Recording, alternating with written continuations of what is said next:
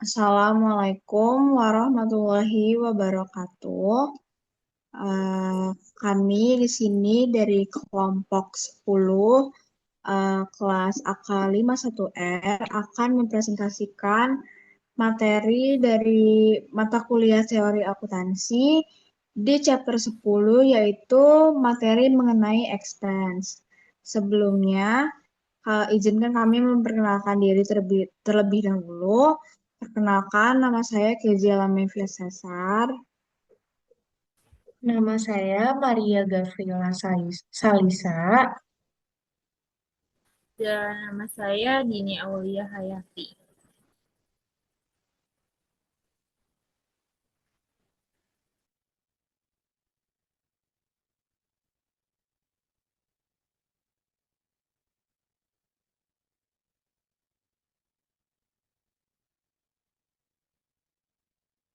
Nah, jadi yang pertama yang akan kita bahas yaitu mengenai expenses defined.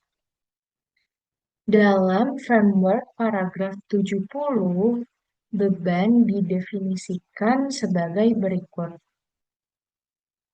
Beban adalah penurunan manfaat ekonomi selama periode akuntansi dalam bentuk arus keluar atau penipisan aset atau timbulnya liabilitas yang mengakibatkan penurunan ekuitas, selain yang berkaitan dengan distribusi kepada partisipan ekuitas. Nah, selanjutnya ada menurut paragraf 79. Beban mencakup kerugian serta biaya yang timbul dalam rangka kegiatan normal entitas. Kerugian dapat atau tidak dapat timbul dalam rangka kegiatan normal entitas. Namun, framework atau kerangka kerja menyatakan bahwa kerugian merupakan penurunan manfaat ekonomi dan oleh karena itu tidak berbeda sifatnya dengan biaya lainnya. Oleh karena itu, kerugian tidak dianggap sebagai unsur terpisah.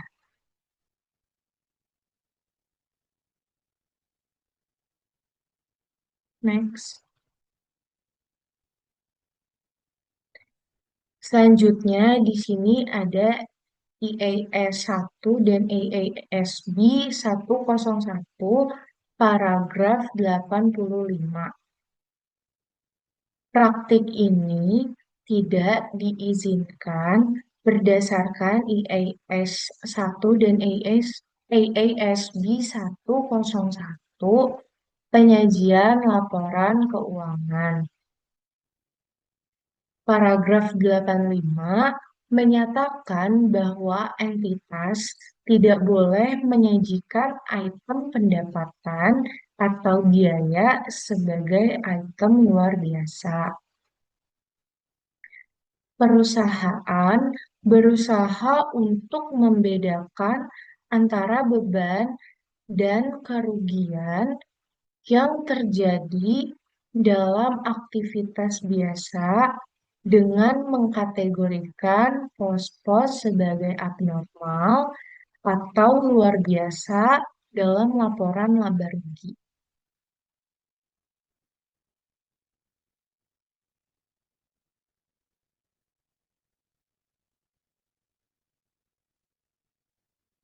Nah, di sini ada menurut Henderson et al. 1992. Perbedaan FASB antara biaya dan kerugian tampak tidak terlalu berguna. Hal ini membutuhkan penilaian mengenai apakah suatu transaksi merupakan bagian dari operasi utama atau sentral entitas. Tidak membedakan antara biaya dan kerugian memiliki keuntungan tersendiri, yaitu manajemen tidak lagi dapat memutuskan bahwa arus keluar aset adalah kerugian dan menghilangkannya dari penentuan laba operasi.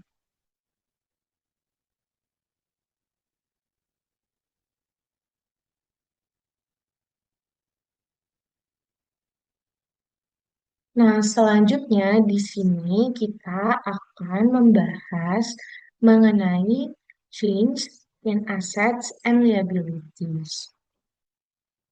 Berdasarkan sifatnya, pendapatan dan beban muncul karena peristiwa, yaitu peningkatan nilai liabilitas atau penurunan nilai aset dalam operasional bisnis. Definisi framework tidak merujuk pada hubungan beban dengan pendapatan, meskipun keduanya didefinisikan berdasarkan manfaat ekonomi masa depan. Meskipun pendapatan dan beban terjadi saat perusahaan melakukan aktivitas yang akan menghasilkan laba, lebih baik untuk mengkorelasikan pendapatan dengan peristiwa aktual produksi dan penjualan, serta mengkorelasikan beban dengan penggunaan barang atau jasa untuk mendukung peristiwa tersebut. Next.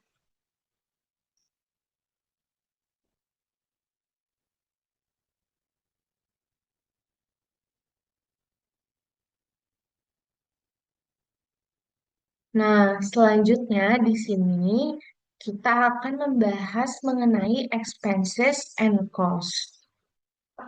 Framework menunjukkan bahwa penggunaan aset menimbulkan biaya bagi entitas. Hal ini sesuai dengan argumen sebelumnya, bahwa beban merupakan perubahan nilai. Perubahan nilai mengacu pada pengorbanan yang harus dilakukan perusahaan dalam memperoleh jasa atau layanan. Special Committee of the American Accounting Association tahun 1957 menyatakan beban adalah biaya yang telah dikeluarkan atau biaya kadaluarsa, baik secara langsung maupun tidak langsung, pada suatu periode fiskal tertentu, atas aliran barang atau jasa ke pasar dari operasi terkait.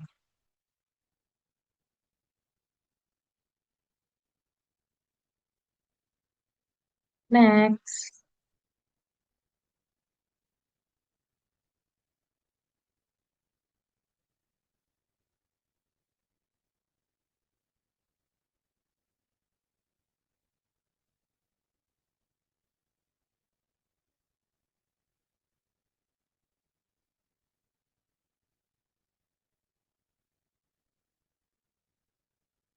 Nah, selanjutnya di sini kami akan membahas expense recognition.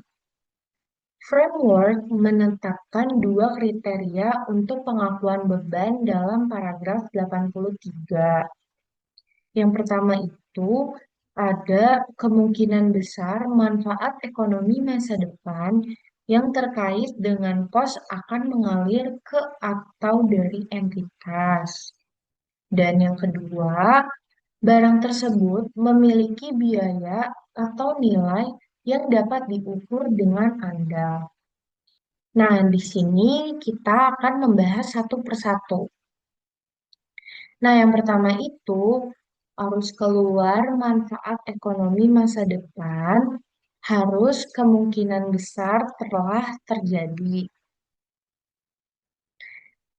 Framework menyatakan bahwa konsep probabilitas sejalan dengan ketidakpastian yang mencirikan lingkungan di mana suatu entitas beroperasi. Penilaian tingkat ketidakpastian yang terkait dengan arus keluar manfaat ekonomi masa depan harus dilakukan berdasarkan bukti yang tersedia pada saat laporan keuangan disusun, atau ini menurut paragraf 85.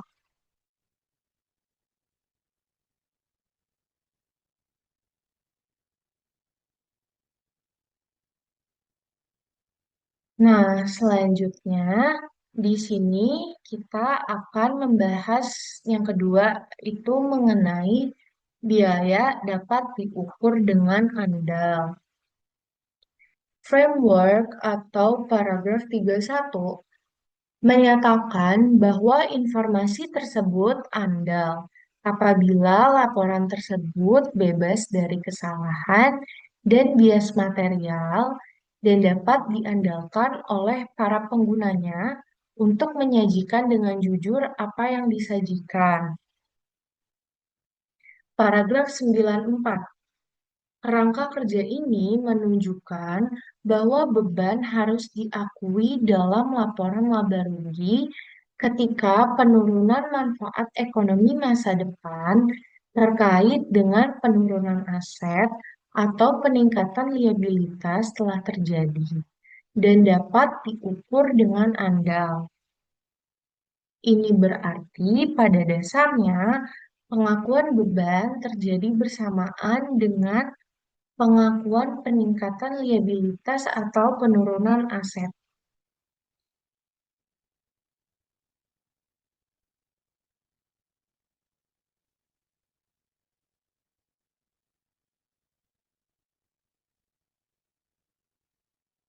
Nah, selanjutnya di sini kita akan membahas mengenai expense measurement.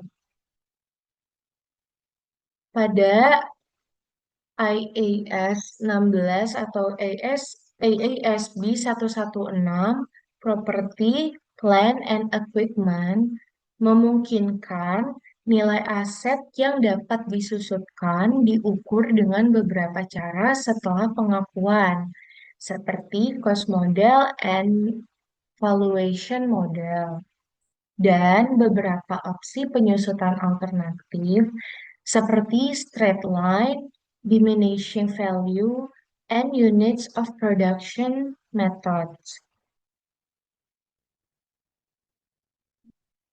Kriteria keputusan tersebut dimaksudkan untuk didukung oleh konsep akuntansi akrual yang mencocokkan beban dengan pendapatan pada periode terkait. Next.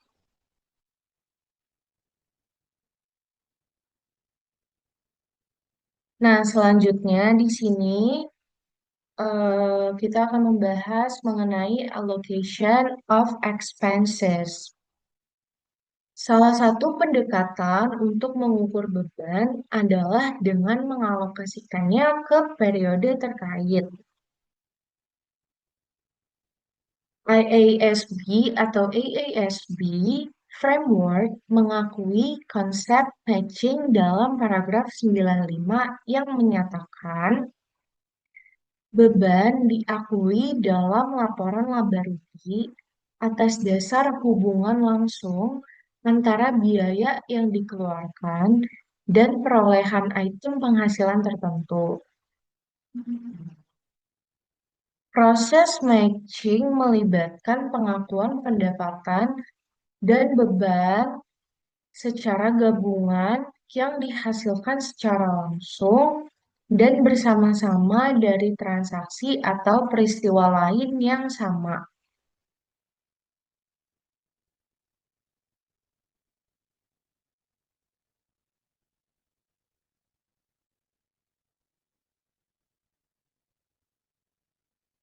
Nah, selanjutnya di sini ada menurut Peyton and Littleton tahun 1940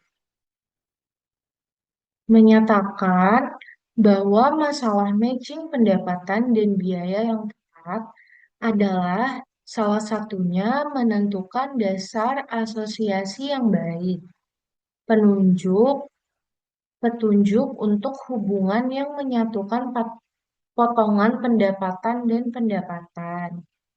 Hubungan fisik yang dapat diamati seringkali menjadi sarana untuk melakukan pelacakan dan penugasan. Akan tetapi, harus ditekankan bahwa tes terpenting adalah kewajaran, mengingat semua kondisi terkait.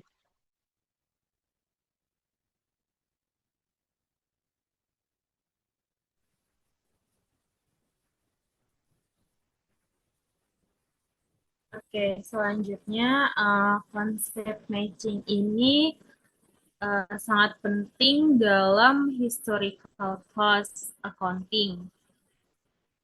Ini tuh bisa menjadi acuan untuk memutuskan biaya mana yang harus dibebankan dan dicocokkan dengan pendapatan untuk periode tersebut, dan biaya mana yang belum kadaluarsa untuk dicatat sebagai aset dalam neraca.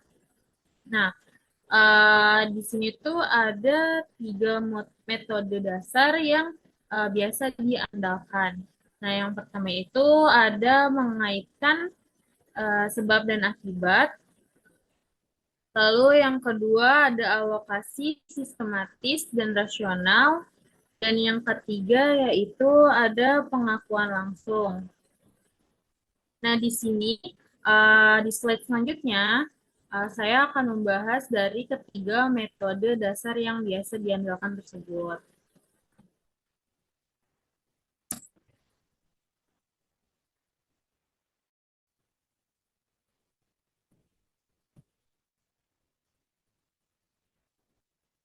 Nah, yang pertama di sini akan membahas tentang associating cause and effect. Cause and effect yaitu hubungan sebab dan akibat. Metode ini sulit untuk dibuktikan karena dalam praktiknya konsep pembebanan biaya menjadi dasar bagi aturan sebab akibat. Pembandingan ini dilakukan apabila terdapat hubungan yang rasional antara pendapatan dengan bebannya atau dengan menghubungkan antara pendapatan dan beban yang saling terkait, sehingga pengakuan biaya akan dilaporkan dalam periode yang sama dengan pengakuan pendapatannya. Contoh dari hubungan sebab dan akibat ini itu ada sales commissions, terus ada cost of sales, dan juga ada salaries and wage.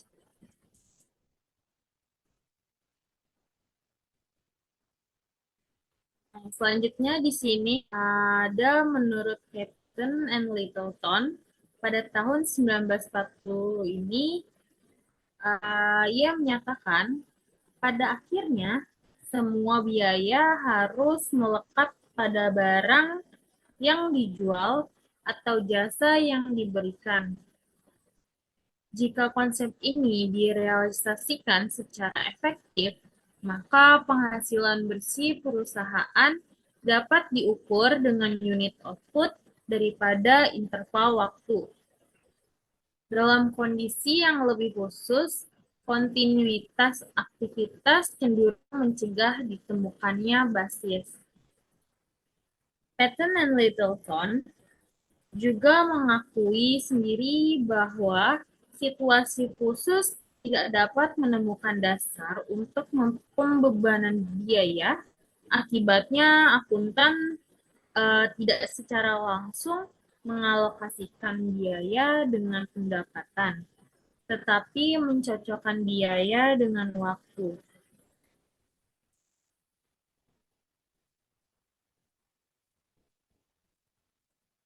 Nah, selanjutnya di sini akan dibahas yang kedua, yaitu tentang systematic and rational allocation, yaitu alokasi sistematis dan rasional. Tujuan dilakukannya alokasi sistematis dan rasional ini adalah untuk mengakui biaya dalam periode akuntansi, di mana manfaat ekonomi yang dikaitkan dengan barang-barang yang digunakan menurut framework pada paragraf 96. Prinsip ini mengalokasikan biaya dengan segmen waktu, yaitu dengan jumlah beban yang diasumsikan berkorelasi dengan pendapatan untuk periode tersebut. Nah, contoh dari alokasi sistematis dan rasional ini itu ada depresiasi.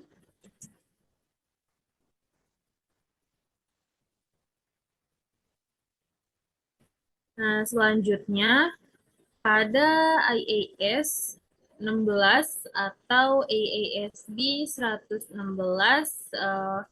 ini mendefinisikan property, plant, and equipment sebagai alokasi sistematis dari jumlah yang dapat disusurkan dari suatu aset selama masa manfaatnya.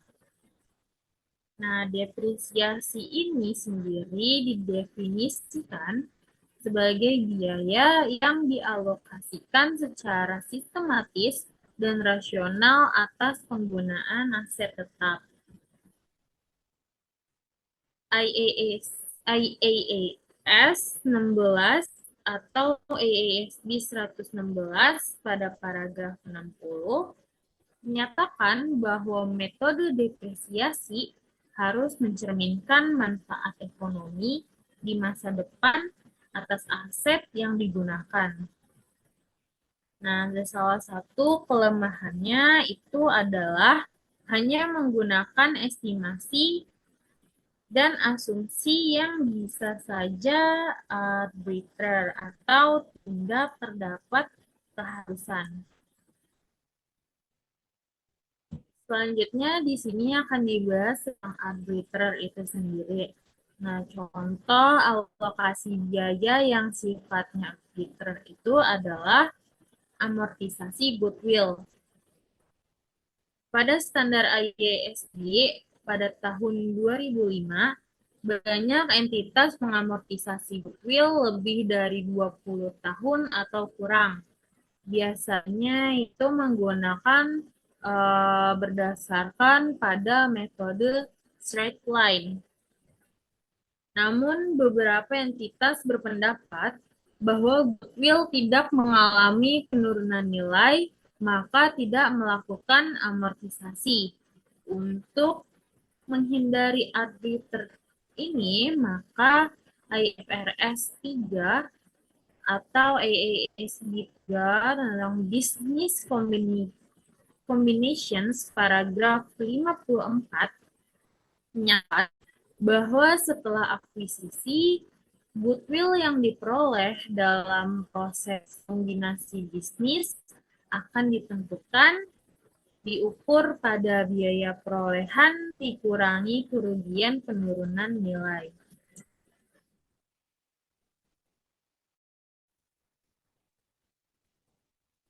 Nah, terkait dengan pembayaran berbasis saham, IFRS 2 atau AASB 2, pembayaran berbasis saham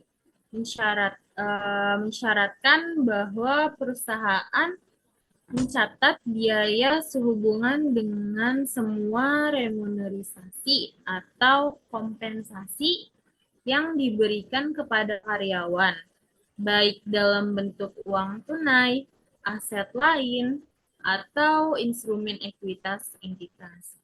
Nah, di sini itu ada 3 bentuk pembayaran yang berbasis saham diidentifikasi.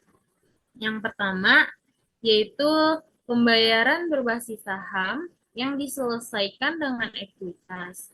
Lalu yang kedua, itu ada berbasis saham yang diselesaikan dengan kas, yaitu entitas memperoleh barang dan jasa dengan menimbulkan liabilitas untuk jumlah yang berdasarkan pada nilai instrumen ekuitasnya sendiri. Lalu yang ketiga ini adalah transaksi lainnya, yaitu entitas menerima atau memperoleh barang dan jasa dan entitas atau pemasok memiliki pilihan apakah transaksi tersebut diselesaikan dengan kas atau instrumen ekuitas.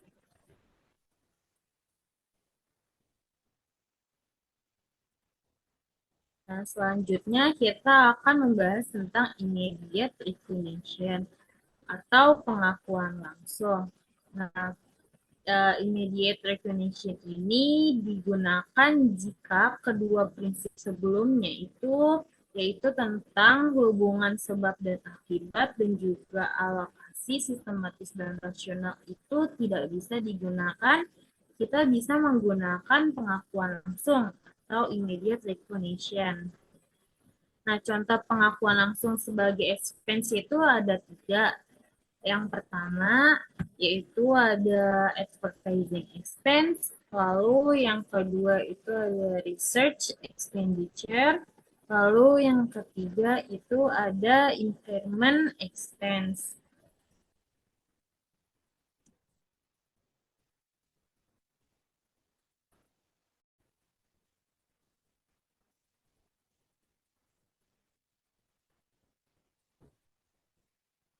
Selanjutnya ada kritik terhadap alokasi.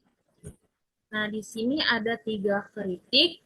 Yang pertama itu menurut Patton and Littleton pada tahun 1940. Di sini ia menyatakan hubungan alokasi biaya dengan pendapatan. Mereka itu melihat proses bisnis yang berfokus pada aliran biaya itu pasti berakhir di income statement.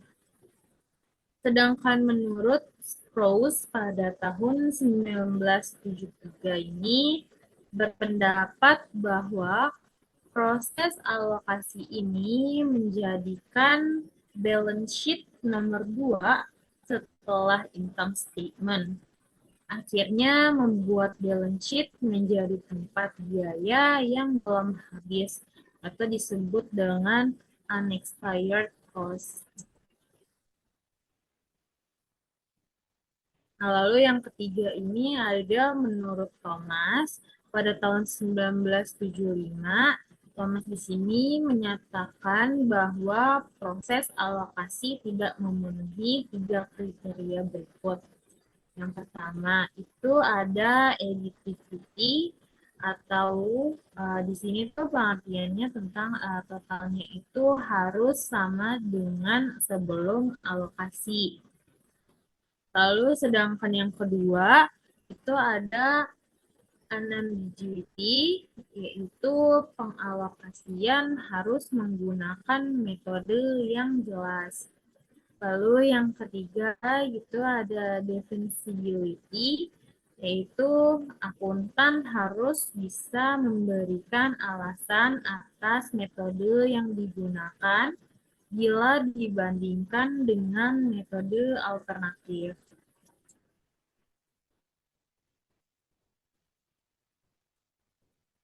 Nah, pada criticism of allocation ini, alokasi itu tetap dipertahankan oleh akuntan dengan dua alasan. Nah, yang pertama itu input yang diberikan memberikan layanan pada periode saat ini dan masa depan dan pola alokasi biaya mencerminkan biaya layanan yang diterima pada periode tertentu. Lalu alasan yang kedua yaitu data yang dialokasikan memiliki tujuan yang berguna karena pembaca laporan akuntansi yang mencakup data yang dialokasikan menganggapnya berguna.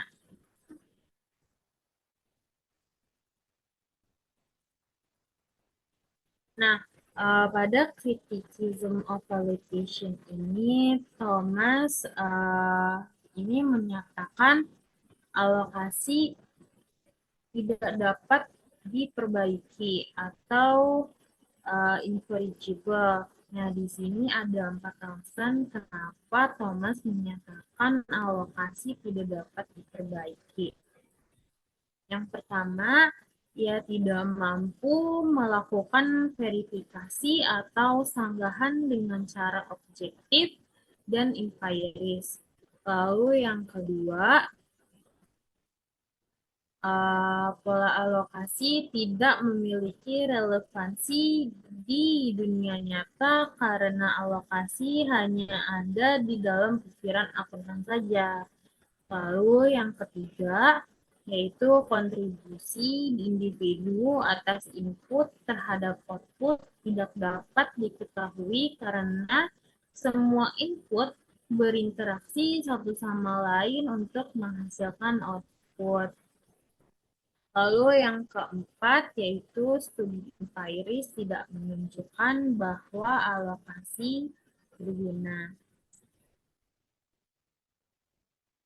Nah, pendekatan alternatif yang disarankan adalah exit price accounting.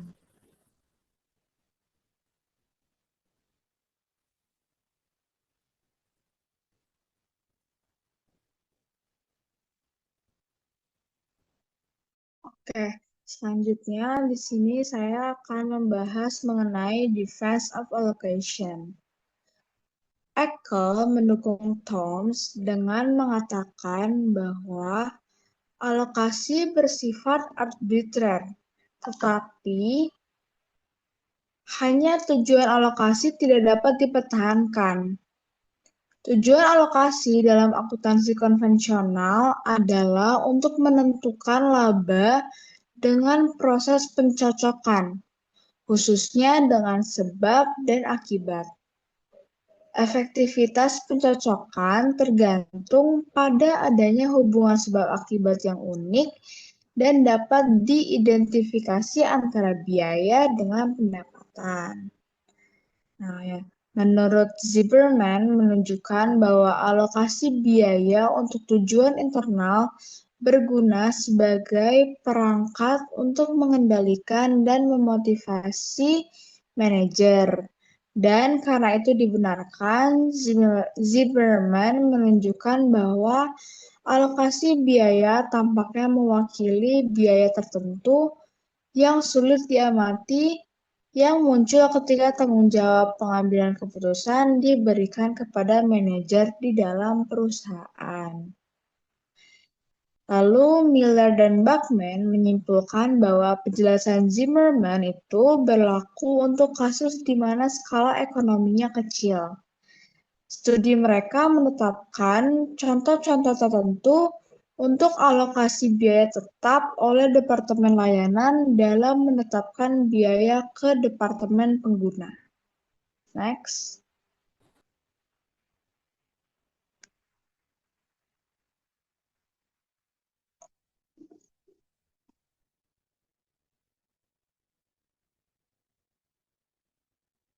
Selanjutnya, pembahasan mengenai challenges for accounting standard setters. Di sini masih nyambung, masih berkaitan dengan konsep patching yang sebelumnya rekan saya sudah jelaskan di slide-slide sebelumnya, di mana kerangka teoritis yang sehat untuk laporan keuangan akan berarti bahwa neraca atau laporan posisi keuangan dan laporan laba rugi menyajikan dengan characteristics of relevance and representational faithfulness menurut IASB tahun 2008. Kerangka tersebut secara khusus menyatakan bahwa konsep pecocokan tidak boleh diterapkan sedemikian rupa, sehingga memungkinkan pengakuan pos-pos dalam neraca yang tidak memenuhi definisi aset atau liabilitas. Ini menurut para 95. Lalu di bab 9, panduan untuk pengakuan pendapatan yang termasuk dalam JAS 18 atau AASB 118 memunculkan pos-pos dalam neraca yang tidak memenuhi definisi aset atau liabilitas kerangka. IASB menangani ketidakkonsistenan ini dalam proyek-proyek yang sedang dilakukan olehnya. Next.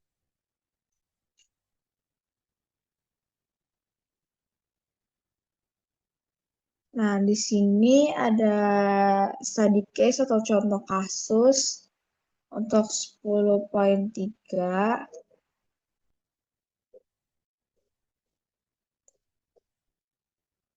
Mr. Carville pada Januari tahun 2008 bertaruh besar-besaran bahwa indeks DAX saham Jerman dan indeks Dow Jones Euro Stocks ternyata jatuh tajam.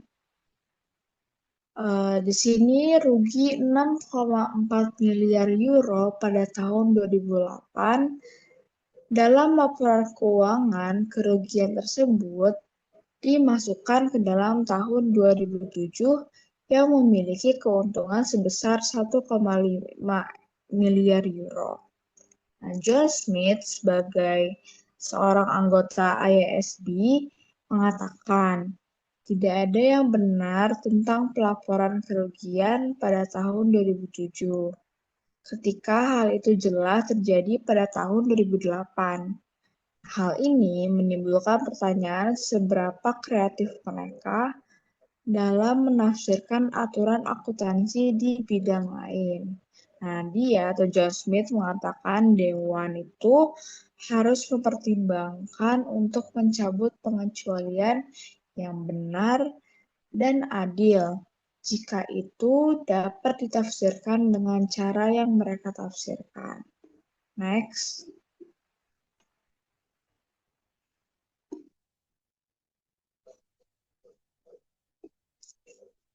Di sini ada pembahasan mengenai conservatism atau konservatisme. Konservatisme ini mendasari kriteria probabilitas dan reliabilitas yang dianut dalam framework. Nah, probable itu berarti bahwa peristiwa di masa depan mungkin terjadi untuk mengkonfirmasi kerugian atau biaya. Nah, dikatakan sebagai konservatisme itu apabila besar kemungkinannya bahwa nilai aktiva bersih itu mengalami penurunan dan ada beban yang harus diakui. Nah, selanjutnya konservatisme itu tidak berfokus pada bukti, tapi pada ketakutan overstatement aset bersih dan keuntungan. Informasi yang menyesatkan itu bisa menjadi hasilnya. Konservatisme jika ada kemungkinan nilai aset bersih menurun, beban itu harus diakui. Bukti yang diperlukan untuk menentukan probabilitas ini tidak jelas. Perawatan konvensional diikuti dan konvensi menentukan bahwa seorang itu harus konservatif. Next.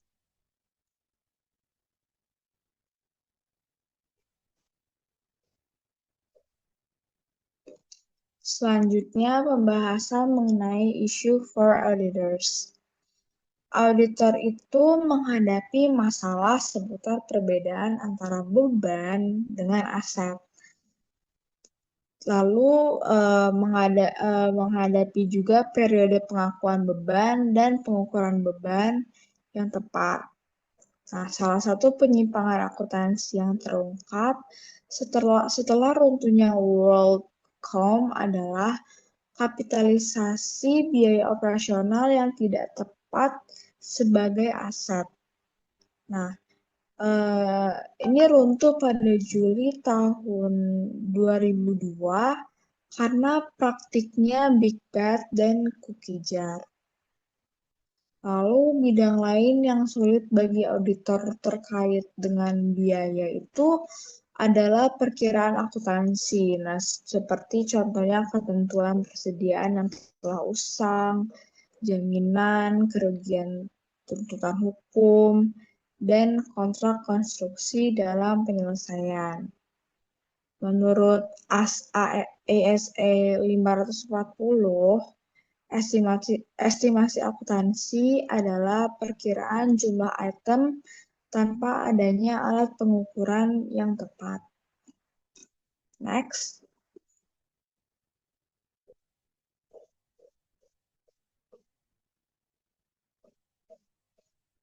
Nah, selanjutnya di sini dihadirkan study case pertama, yaitu mengenai heritage assets. Penjelasannya sebagai berikut. Next.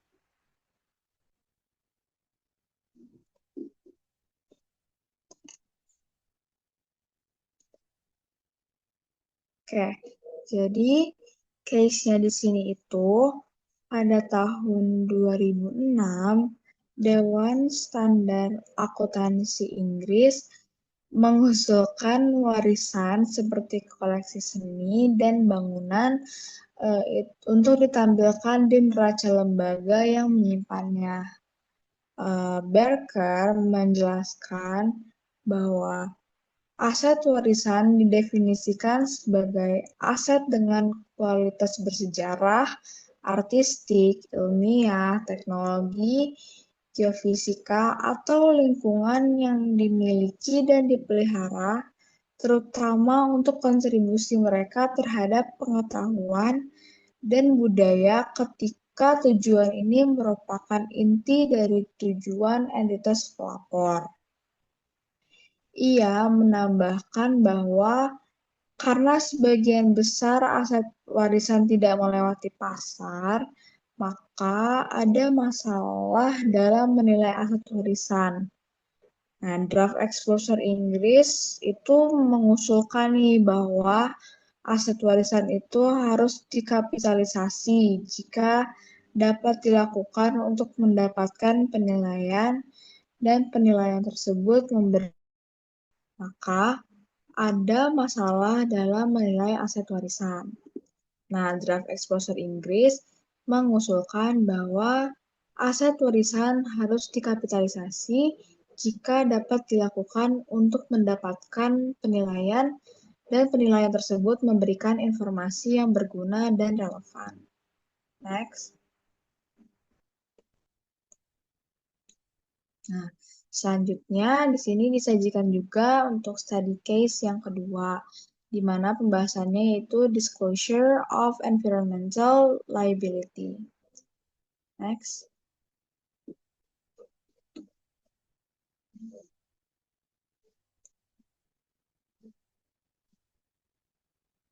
Nah, di sini dikatakan di Amerika Serikat terdapat Financial Accounting Standard atau FASB pada tahun 2002 yang menerbitkan untuk akuntansi agar memiliki kewajiban atas aset yang tidak digunakan atau dipensiunkan dari operasional.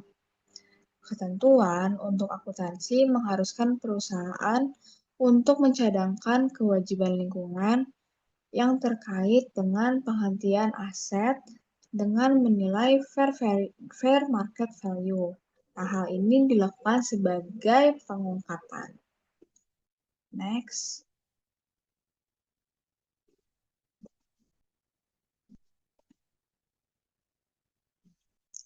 Lalu selanjutnya FASB mengklarifikasi niatnya dengan memberikan interpretasi yang mengatakan bahwa perusahaan itu memiliki kewajiban hukum, kewajiban lingkungan, dan kewajiban terkait dengan penghentian fasilitas manufaktur atau bagian dari fasilitas. Contoh-contoh yang diberikan oleh FASB itu adalah sebagai berikut. Yang pertama, pabrik yang terkontaminasi asbes tidak bisa menonaktifkan langsung tanpa cadangan yang cukup untuk menutupi biaya dalam menghilangkan asbes tersebut. Lalu yang kedua, menetapkan cadangan untuk pembuangan tiang listrik yang digunakan dan direndam kreosot. Next.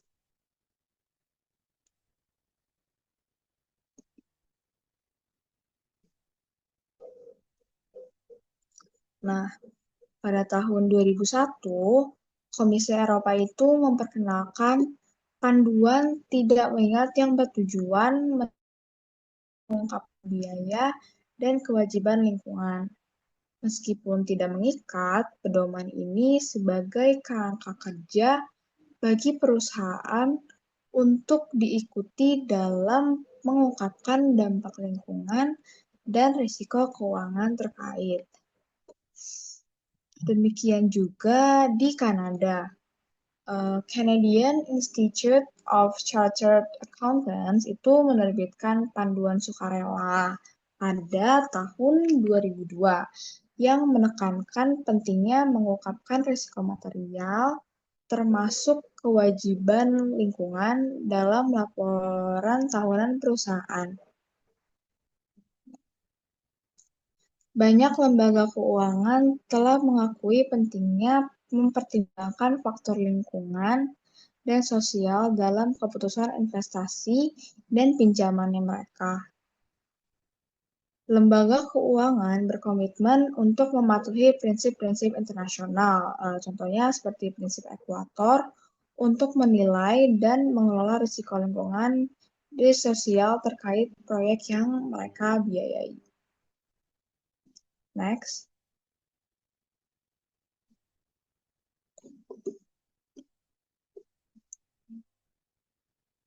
Nah, pengakuan kewajiban lingkungan menjadi isu yang semakin penting nih bagi perusahaan di Asia. Dengan percepatan pertumbuhan ekonomi, maka situasi ini dapat mengubah undang-undang dan regulasi untuk mengikuti perkembangan. Memperkirakan biaya secara akurat karena kontaminasi yang tidak diketahui bukanlah hal yang mudah untuk perusahaan di seluruh dunia. Nah, hal ini juga didukung dengan perubahan peraturan atau klaim tak terduga terkait dengan kerusakan sumber daya alam. Next.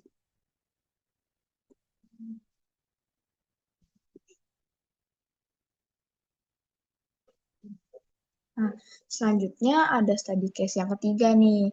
Study case yang ketiga itu membahas tentang new research find red flag to uncover accounting fraud.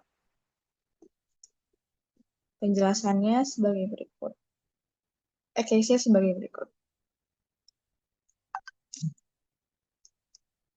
Nah, penelitian ini tuh ditemukan penemuan-penemuan yang meliputi yang pertama itu investor memiliki ekspektasi tinggi yang tidak normal tentang peluang pertumbuhan masa depan dari perusahaan yang memanipulasi. Lalu yang kedua, temuan yang kedua, perusahaan yang memanipulasi cenderung memiliki arus kas yang tidak normal. Lalu yang ketiga itu penjualan tunai secara mengejutkan meningkat selama manipulasi. Lalu yang keempat, ada lebih banyak perusahaan menerbitkan hutang atau ekuitas pada tahun-tahun di mana mereka memanipulasi keuangan dibandingkan dengan tahun-tahun sebelumnya, yang mana tahun-tahun itu jumlahnya lebih banyak daripada yang sebelumnya. Lalu yang kelima, perusahaan yang terlibat dalam aktivitas leasing selama periode manipulasi. Next.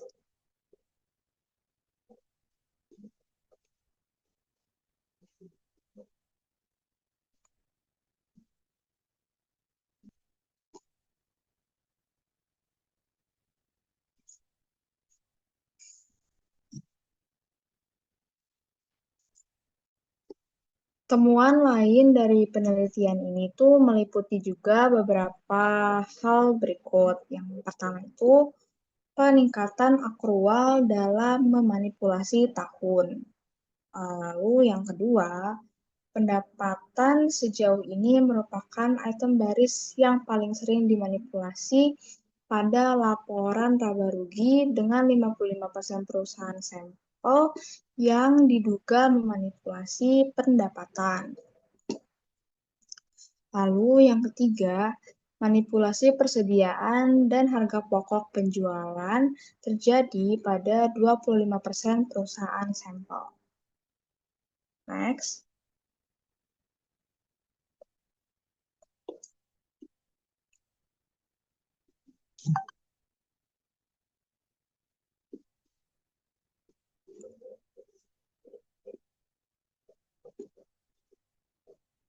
Next. Untuk PowerPoint yang kami tampilkan di sini sudah cukup sampai di sini. Namun selanjutnya izinkan saya untuk menyampaikan summary atau kesimpulan dari materi yang baru saja saya dan rekan-rekan saya sampaikan. Di sini kesimpulan yang didapat dari chapter 10 yaitu materi expense itu yang pertama mengenai pengertian expense. Jadi untuk beban sendiri itu secara sederhananya adalah semua pengorbanan ekonomi yang dilakukan perusahaan selama satu periodenya itu, yang mana yang membuat nilai aset itu berkurang atau utang itu bertambah. Intinya adalah yang membuat ekuitas itu menurun. Nah, beban ini bisa muncul dari aktivitas utama perusahaan atau dari hal-hal yang tidak rutin. Tapi keduanya itu tetap dianggap sebagai penurunan manfaat ekonomi.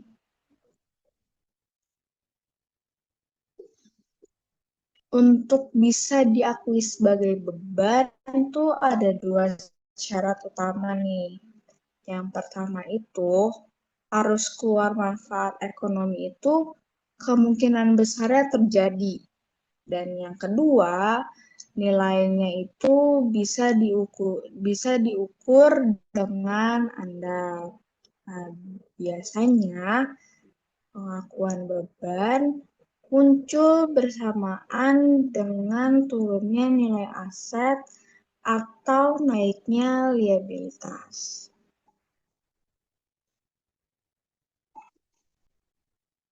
Dalam akuntansi, beban itu diukur dan dialokasikan nih supaya cocok sama periode manfaatnya. Nah, ada tiga cara umum yang biasanya dipakai. Yang pertama itu hubungan sebab akibat. Kayak yang tadi udah dijelasin, contohnya itu biaya penjualan atau komisi yang langsung terkait sama pendapatan yang didapat oleh perusahaan. Lalu yang kedua itu alokasi sistematis dan rasional. Contohnya kayak penyusutan atau amortisasi yang dibagi sesuai sama masa manfaat asetnya. Lalu yang ketiga itu ada pengakuan langsung. Nah, pengakuan langsung ini tuh untuk biaya yang nggak bisa dikaitin langsung sama pendapatan. Nah, contohnya apa? Contohnya itu misalnya biaya iklan atau biaya penelitian dan sebagainya. Nah, tapi konsep alokasi ini tuh punya banyak kritik,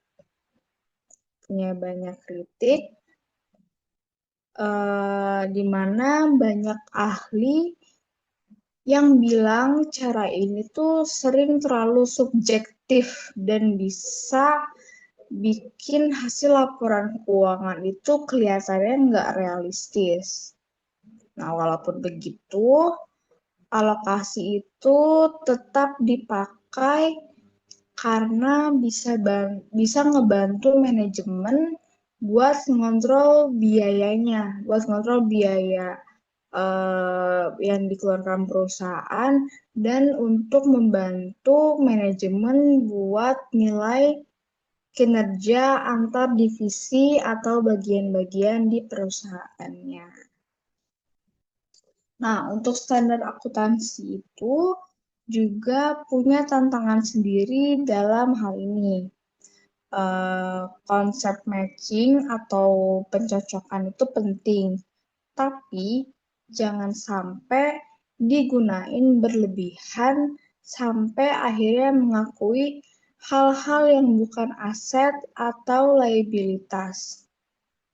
Selain itu, prinsip kehati-hatian atau yang tadi sudah dijelaskan, yang mana disebut sebagai konservatisme atau konservatisme, itu juga jadi dasar supaya perusahaan enggak menampilkan laba atau aset yang terlalu tinggi. Nah, kasus-kasus yang real, yang nyata, real case kayak manipulasi laporan keuangan, kewajiban lingkungan, dan penilaian aset warisan itu nunjukin bahwa praktek pengakuan beban itu enggak sesederhana yang ada di teori. Yang mana sebenarnya itu banyak pertimbangan moralnya, pertimbangan profesional, dan ada regulasi yang ikut main di situ. Jadi intinya pengakuan beban itu bukan cuma soal angka, tapi tentang bagaimana perusahaan mencerminkan aktivitas ekonominya dengan jujur, masuk akal, dan pokoknya sesuai dengan periode yang benar. Nah, kalau misalnya si prinsip pengakuan dan pengukuran beban ini dijalankan dengan baik, dengan sesuai, laporan keuangan itu bisa benar-benar jadi alat yang benar-benar menggambarkan kondisi dan kinerja perusahaan secara transparan. Jadi, lewat bab ini yang mana merupakan bab 10 untuk pembahasan expense itu bisa dilihat kalau misalnya expense itu bukan cuma soal biaya, tapi cerminan dari seberapa jujur dan akurat perusahaan menyampaikan cerita keuangannya.